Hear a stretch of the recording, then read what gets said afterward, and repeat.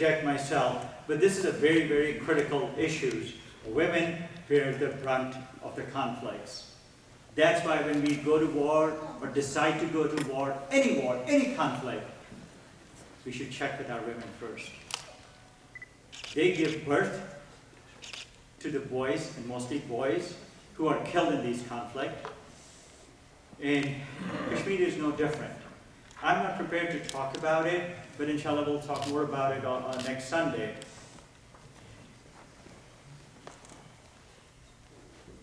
An unprecedented example of this conflict is the number of rapes that have taken place. We have little kids, as well as some young people in the audience, so I'm not going to give any examples. Because not only is that going to make you cry, it's not appropriate for the youngsters to hear. Time and time again,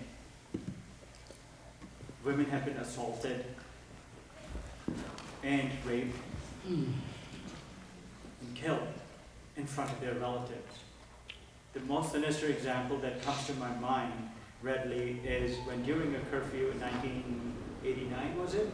Or early 90s, a wedding party that had a pass to go through the curfew, to come back from the wedding, was stopped by Indian soldiers. All the women were taken off the bus, right in front of their husbands, the new groom, their brothers, their fathers, all of them. And here's a testimonial to Kashmiri people. The new groom continued his marital life with his wife. I don't know many men who have the courage to do so. That's just one example.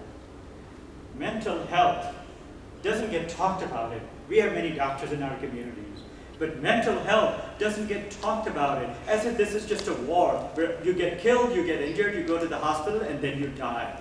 No, it's not that. You lose your mind, you lose your soul. There's a phrase that has been invented in this conflict called half widows. Now it has been used in many other conflict regions in the world, but I believe it was Kashmir where this phrase was used for the first time. Who are these half widows? These are women whose husbands have disappeared.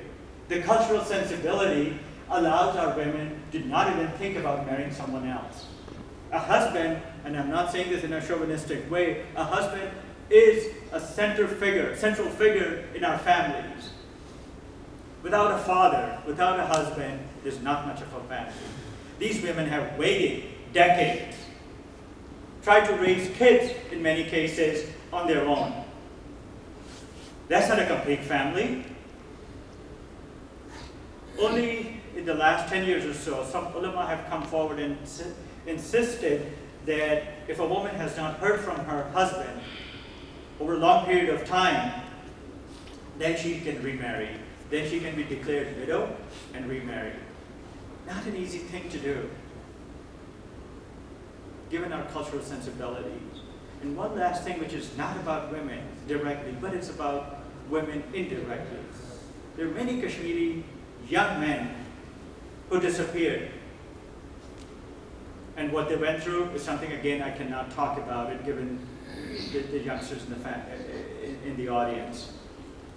But these people could not bear that. And given our cultural sensibility, these men could not talk about what they went through. Now they're in their 40s and 50s, not married, and could not have a family. And they could not talk about it. Only now, when they're in their 40s and 50s, they started to talk about it. People think that I criticize Indians. Absolutely not. In my larger presentation, I talk about 3 or 4 non-Muslim Indians who have done tremendous work for the Kashmiri cause. One of them made a movie, incidentally called Inshallah Kashmir, about these men. And for the first time in 50 plus years, these men open up and talk about what they went through. That's a destruction of family too. The women in their families have suffered if they were married. These are some of the things top of my head that I could think about. And we could go on and on about these things. But the reason we don't get to talk about it is because we do not think of this as an Islamic issue. It is. Remember the hadith we talked about it. Good night. Jazakallah.